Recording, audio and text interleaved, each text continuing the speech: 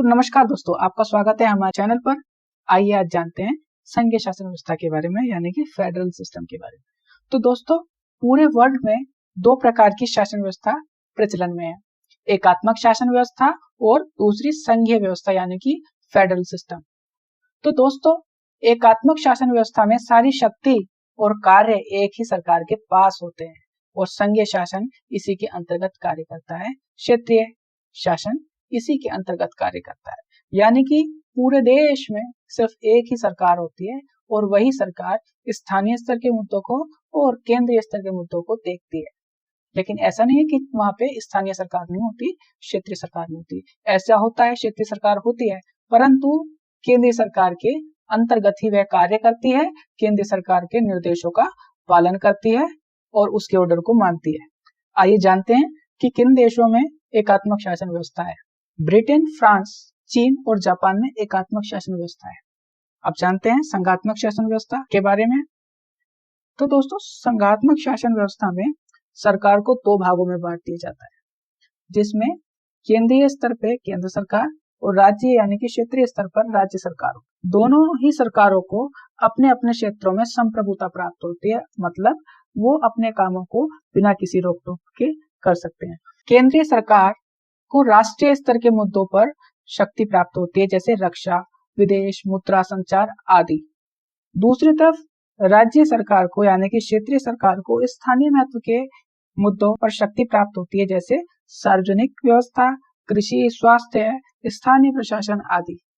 अब आइए जानते हैं कि किन देशों में संघात्मक व्यवस्था को अपनाया गया है। दोस्तों, अमेरिका, कनाडा, ऑस्ट्रेलिया, रूस, ब्राजील आदि में संघीय व्यवस्था को अपनाया गया है। दूसरा कारण दोस्तों ये भी है कि कई छोटे छोटे देश मिलकर संघीय व्यवस्था को अपना लेते हैं। जो शक्तिहीन होते हैं, ज्यादा शक्तिशाली नहीं होते, तो वो एक यूनियन बना लेते हैं, जिसको संघीय व्यवस्था भी कह देते हैं। उन्होंने संघीय व्यवस्था को अपनाया, जैसे कि अमेरिका ने। अब प्रश्न ये उठता है कि भारत में संघात्मक व्यवस्था है कि एकात्मक व्यवस्था है। तो दोस्तों, भारत ने संघीय व्यवस्था को अपनाया है, जिसके दो मुख्य कारण हैं। पहला कारण भारत का वृहद क्षेत्रफल है, यानी कि आप जानते ही हैं कि भारत दुनिया का 7वां सबसे बड़ा देश है। तो इतने बड़े देश को चलाने के लिए एकात्मक व्यवस्था, खाली एक ही सरकार का होना ज्यादा लाभदायक नहीं है। और दूसरा सबसे बड़ा मुख्य कारण है भारत में सामाजिक सांस्कृतिक विविधता। हम जानते हैं कि भारत विविधताओं का देश है। यहाँ पर क्षेत्रीय स्तर पर कई सारी भिन्नताएं हैं, भाषाएं, बोलियां, कल्चर, व्यवहार, भूगोल, ये सब, इन सब में काफी विविधताएं हैं। तो ऐसी विविधता के लिए एकात्मक शासन व्यवस्था अच्छी नहीं हो सकती। तो इसी को देखते हुए भारत ने संघीय व्यवस्था को अपनाया है। दूसरा ये भी है दोस्तों कि क्षेत्रीय स्वायत्तता और राष्ट्रीय एकता को बढ़ाने में संघात्मक व्यवस्था काफी लाभदायक होती है। आइए अब जानते हैं कि भारत के संविधान में संघीय व्यवस्था का कहाँ पर जिक्र होता है। तो दोस्तों कहीं भी भारत के संविधान में संघ शब्द का प्रयोग नहीं किया गया है, जबकि आर्टिकल 1 में भारत को राज्यों के संघ के रूप में परिभाषित किया गया है, यूनियन ऑफ स्टेट के रूप में परिभाषित किया गया है, ना कि संघ के रूप में।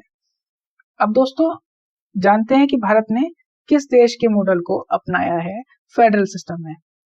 तो दोस्तों, भारत ने कनाडा के मॉडल को अपनाया है, क्योंकि कनाडा में एक सशक्त केंद्र की स्थापना की गई है। भारत में भी सशक्त केंद्र की आवश्यकता है, तो भारत ने कनाडा की तरह ही एक सशक्त केंद्र की स्थापना की है। जबकि अमेरिका के अंदर केंद्र से ज्यादा राज्य शक्तिशाली है, राज्यों को काफी सारी स्वायत्तता और शक्तियां प्रदान की गई है अमेरिका में, लेकिन भारत में केंद्र को ज्यादा शक्तिशाली बनाया गया है। तो दोस्तों, ये था संघीय शासन व्यवस्था। अगर आपको वीडियो अच्छी लगी हो तो लाइक करें, शेयर करें और सब्सक्राइब करें। धन्यवाद।